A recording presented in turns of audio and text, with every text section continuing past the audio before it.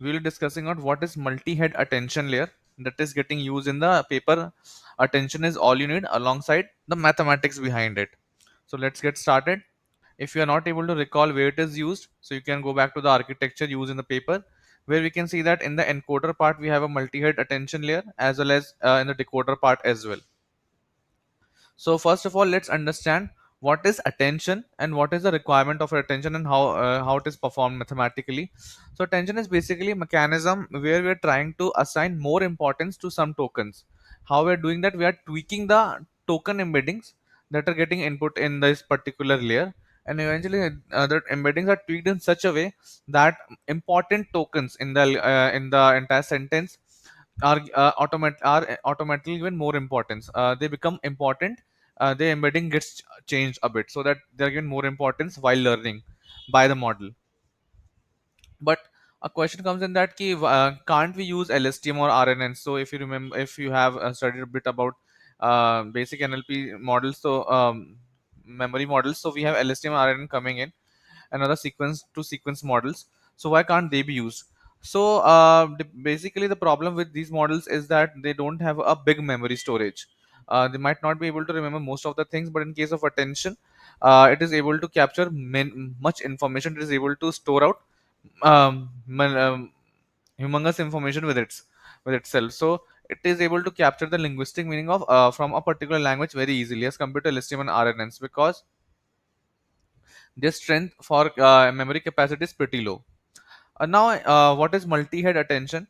So, in case of multi-head attention, what we are doing is that instead of just one attention layer, we are placing of multiple attention layer parallel to each other. So, for example, if the token embedding, the embedding of a particular token is say 20, what we are doing is that we are dividing this embedding into multiple segments and then feeding each segment to different attention layers, calling it a multi-head attention. So, it can be the case that if you have an embedding of 20, you might have a multi-head attention of 4, so that you can have attention layers standing parallelly, where you can divide this 20 into 4 equal sections, that is 5 5 5 each, and feeding this embedding, this broken embedding, to each of this parallel attention. Why we are using multi attention in place of single attention layer? Why we are using multi-head attention? The reason behind that is because uh, in a particular sentence, for example, he sat on the chair and broke it, a person can derive multiple meanings. It can be the case that the it being used in the sentence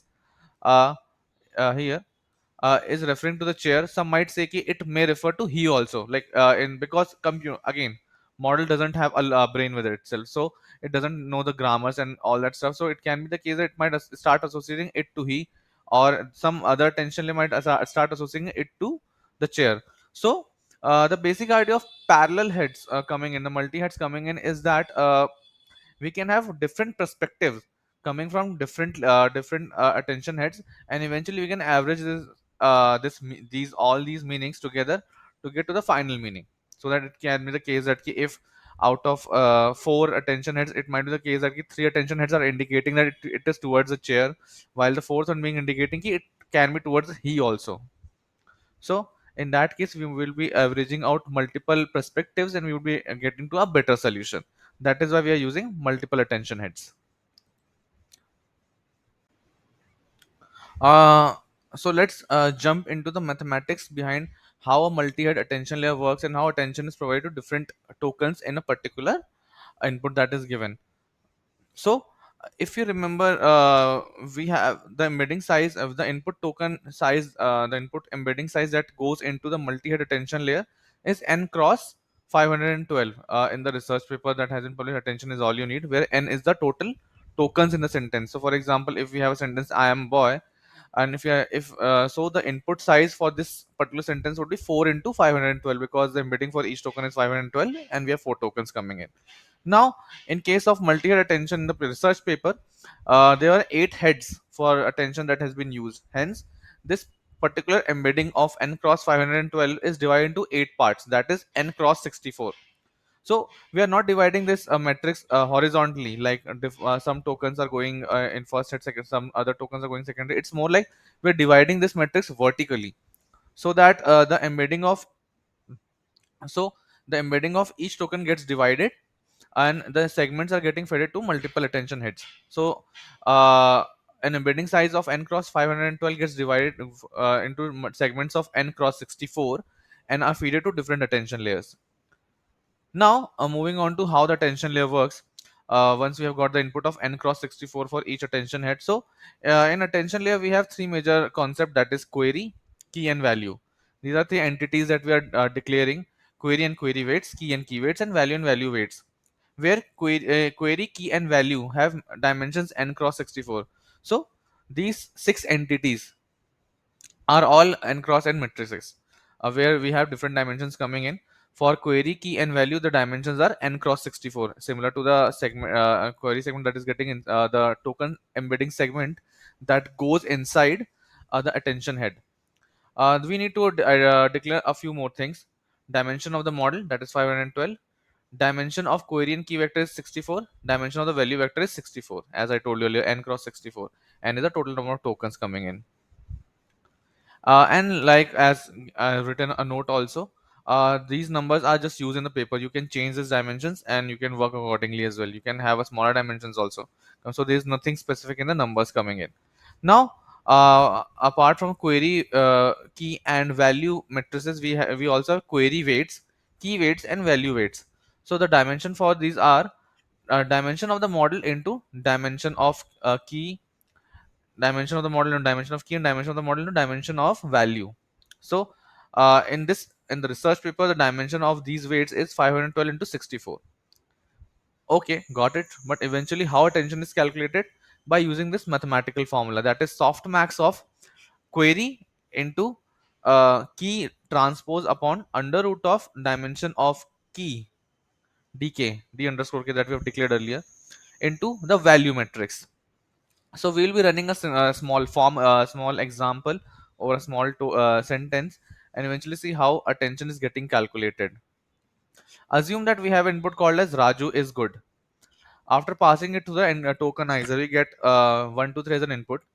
Now, after passing it to input embedding and positional encoding layer also, we get some embedding uh, xyz. Okay, for this particular sentence, Raju is good.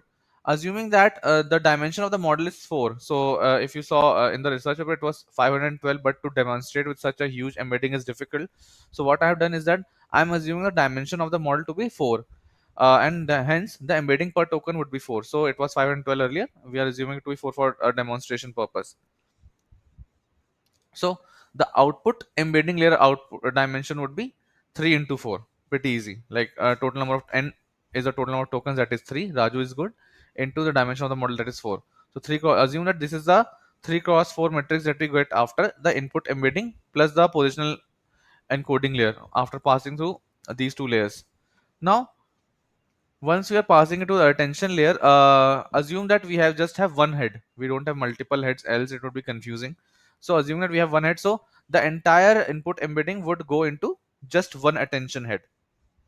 Now again, placing out some values, dimension of key and dimension of value to be 3 and not 64 in our example, again because for demonstration purpose. And the dimension of query weights, key weights, and value weights would be 4 into 3. You can go back in the blog and check out what is the reason behind it. So this is the weights that we are getting: query, key, and value matrices from left and right. So this is query, this is key, and this is value matrix, right? These are query weights, key weights, and value weights.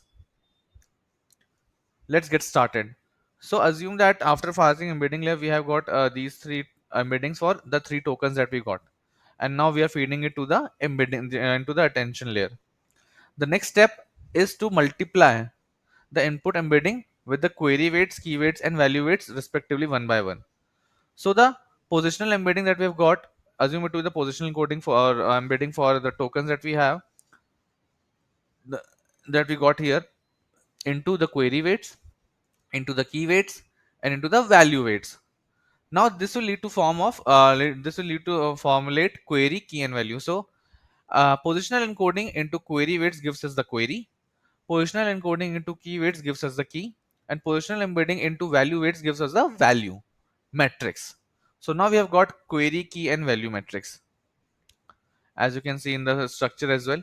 This is this input, and eventually 102, 011, 123, 222, 440, 282. You can see from here also we are getting these values. So each, like for example, if you can see for query 102.222.213 gets is getting splitted in this way: query 1, query 2, query 3, key 1, key 2, key 3, v1, v2, v3.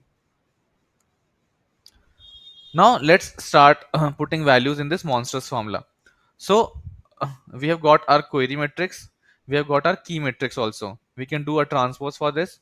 Dk is 3. If you remember, we have already placed that value as 3. We have assumed it to be 3.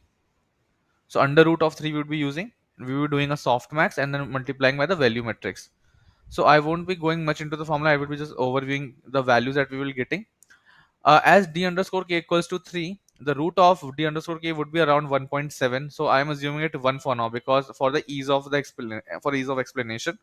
So calculating the numerator would give us this 2, 4, 4, 4, 16, 12, 4, 12, 10, which is called as a score matrix also. Right. Now we will be applying a softmax over this resultant, as under root dk is 1, so there's no need to calculate that. Softmax over this particular token that we have, this particular matrix that we have calculated row wise. So it would be, the softmax would be along 244, then 4, 16, 12, and 4, 12, 10. I am assuming that you understand what is a softmax function. If not, you can google it out, it's pretty easy. So eventually, after applying the softmax matrix, we are getting this particular matrix. So uh, multiplying by query into k transpose gives us this, and applying softmax matrix over this matrix, a softmax function over this matrix gives us this particular matrix. Now let's understand what this output means. This output means that the first token is important to the token at this particular index. So if our first token is Raj, you can see the first row in the after applying the softmax matrix, softmax function, we are getting this entry 0.01. The first row is 0.46, 0.46. It implies that importance of Raj for Raj is 0.06, for is in the sentence is 0.46, and for good is 0.46, making sense. So for each token pair that can be formed, we are getting the importance value. Key for this token is how important this token is to the other tokens in the sentence. Now, the last part remaining in the attention formula is multiplying with the value matrix. If you remember, softmax qk transpose upon dk, root dk into value matrix. So, how will we be doing that? If you remember, value matrix was our dimension 3 is to 3. So, we will be calculating 3 attention values for each token that we are getting. How are we doing that? We would be calculating these values that we have calculated: 0.06, 0.046, 0.46. So each row, each unit present in the row, in this particular row, would get multiplied by each row of the value. So 0.06, as you can see in the example, into 123, 0.46 into 280, and 0.46 into 263. You need to remember the value matrix. So for each, if you like, the first row represent how important the first token is to all the other tokens in the sentence. So for each value in that particular row, we need to multiply it by the first row of value matrix, second row of value matrix, and third row of value matrix. So the first value get multiplied with the first row, the second value get multiplied with second row, the third value get multiplied with third row. I think you need to stop a bit and understand, and you just need to go back and forth, so you will get it what is actually happening.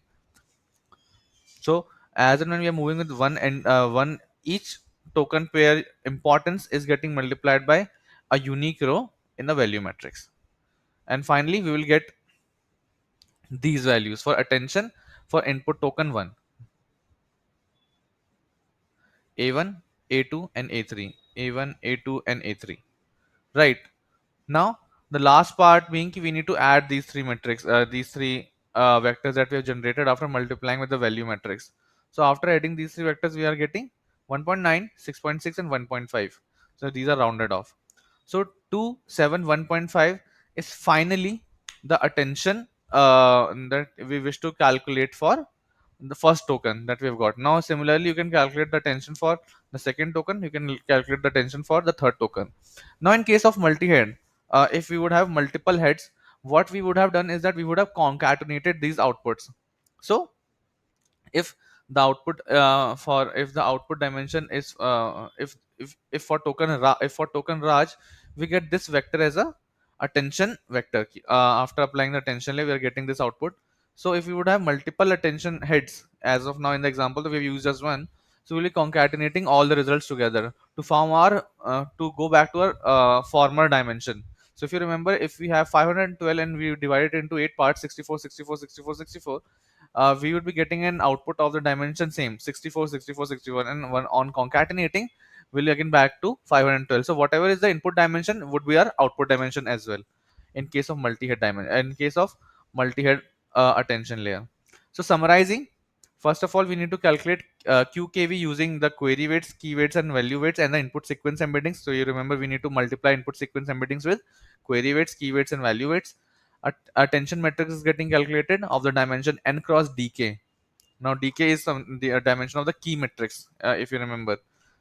Now if we are using multi-head attention, we need to concatenate all the attention the metrics that we have generated.